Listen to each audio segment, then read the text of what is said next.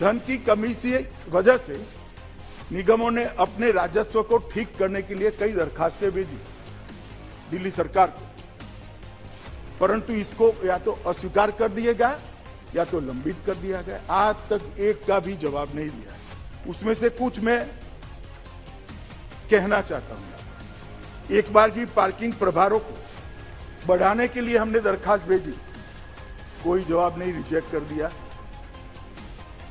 एसवीएमसी के स्थानांतर शुल्क के संशोधन के लिए भी प्रस्ताव भेजा, आज तक लंबित है। विभिन्न परियोजनाओं के कार्यान्वयन के लिए बॉन्ड लेने के लिए जिसकी आरबीआई की परमिशन थी, वित्तीय समावेशन के हिसाब से परमिटेड मात्रा में ऋण करने की परमिशन थी। बॉन्ड लेने के लिए हमने दिल्ली सरकार का परमिशन मांगा, बॉन्ड लेने के लिए परमिशन हमारा नगर निगमों का रिजेक्ट कर दिया गया।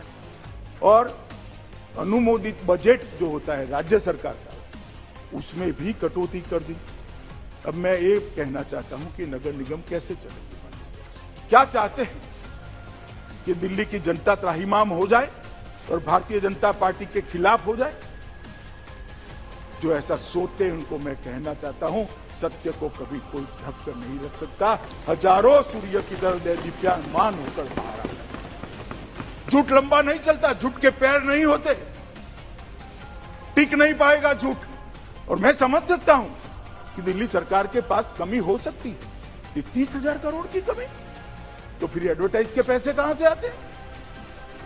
इतनी सारी नियुक्ता अपने कार्यकर्ताओं की असंवैधानिक तरीके से कहां से होती? अगर राजनीति ही करनी है तो देश के फेडरल स्ट्रक्चर को हम नहीं तोड़ रहे हैं। जो तोड़ रहे हैं वो आपके साथ हैं, हम नहीं तोड़ रहे हैं। क्या किस फेडरल स्ट्रक्चर की डेफिनेशन इसको जस्टिफाई करेगी कि आप नगर निगम का आर्थिक रूप से गला ही घोंट दोगे? इस तरह से कोई सहन नहीं कर सकता।